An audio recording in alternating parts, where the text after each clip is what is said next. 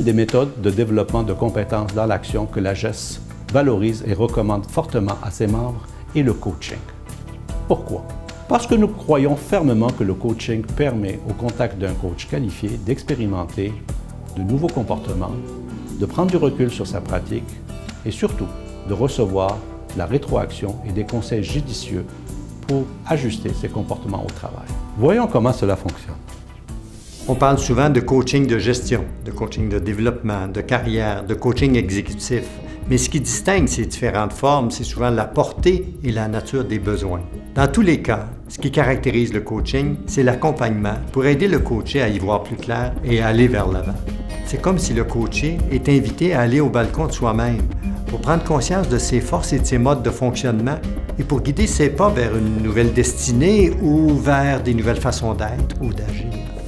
On prend contact de nos forces, on prend contact avec nos compétences qui sont bonnes, mais on prend aussi contact avec nos faiblesses parce qu'on en a tous. Le but du coaching, là, ultimement, c'est de mieux se comprendre soi-même.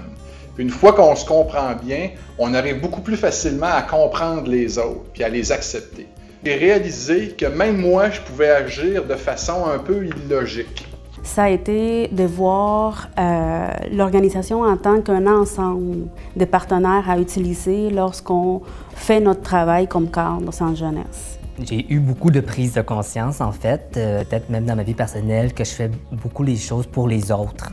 Peu importe le travail ou la vie personnelle, beaucoup pour chercher l'approbation aussi des gens. Donc si on cherche l'approbation de tout le monde, on finit par s'épuiser.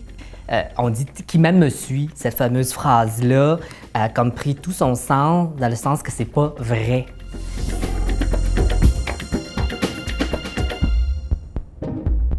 Tout programme de coaching comporte 4 grandes étapes: l'entente, le programme de coaching, la réalisation du programme et l'évaluation.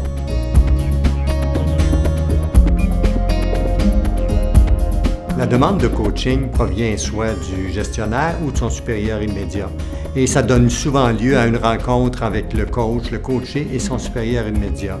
Cette rencontre permet d'être tous sur la même longueur d'onde sur les objectifs et les modalités du coaching et ça donne lieu à une entente, qu'elle soit écrite ou verbale.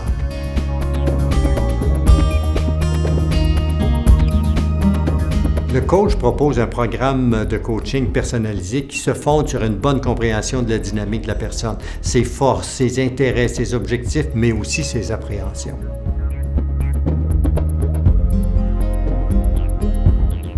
Le travail de développement se fait entre les conversations de coaching et comprend généralement de l'auto-observation, des lectures, des réflexions, de l'expérimentation, mais ça se fait aussi lors des rencontres de coaching.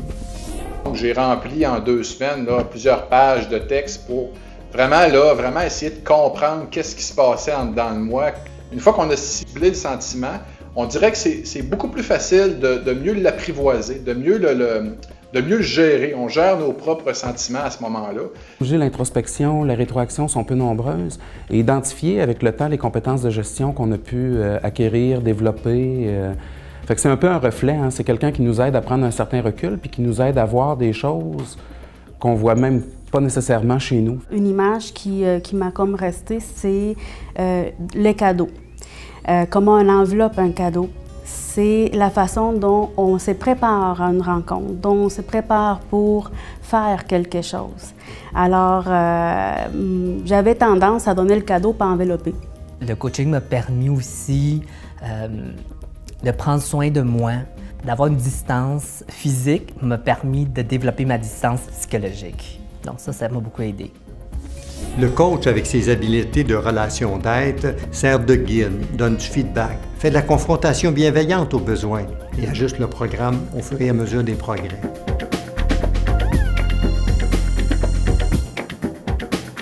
L'évaluation à la fin du parcours, qui comporte généralement entre 5 et 10 rencontres, se fait par le coach et le coaché. Lorsque le supérieur immédiat a été impliqué, seuls les buts et les résultats lui sont communiqués, compte tenu de la nature confidentielle du coaching.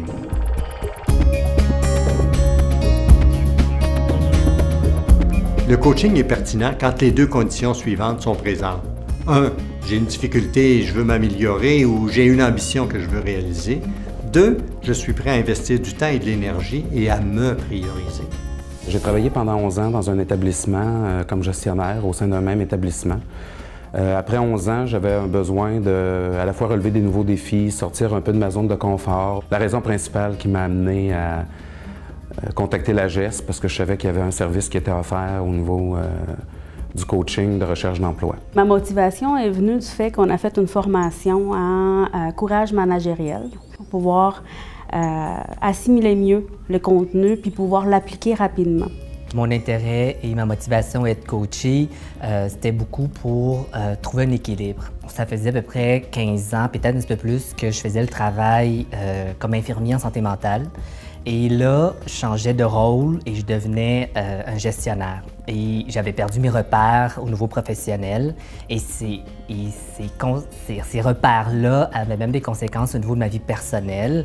Donc, je pense que c'était vraiment beaucoup pour aller chercher la compétence de la gestion de soi, de trouver cet équilibre-là, puis de retrouver des repères différents, en fait, que les repères que j'avais, parce que je suis plus dans le même rôle.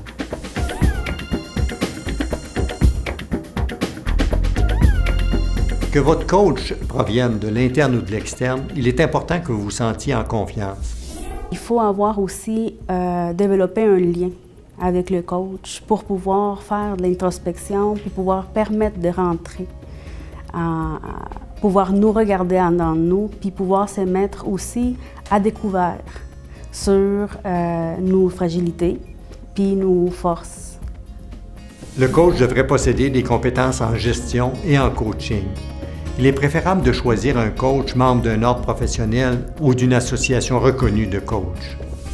Si vous prenez conscience d'un besoin pour lequel le coaching est un moyen indiqué pour vous, n'hésitez pas à en parler à votre supérieur immédiat ou à la direction des ressources humaines de votre établissement et communiquer avec le service de formation et de développement de compétences de l'association. Nous pourrions vous référer à un coach qualifié et certifié par la GES. Ah oui, s'il s'agissait d'une initiative personnelle, n'hésitez pas à nous le faire savoir. Nous pourrions vous orienter vers un professionnel qui peut émettre des reçus pour fin d'assurance professionnelle.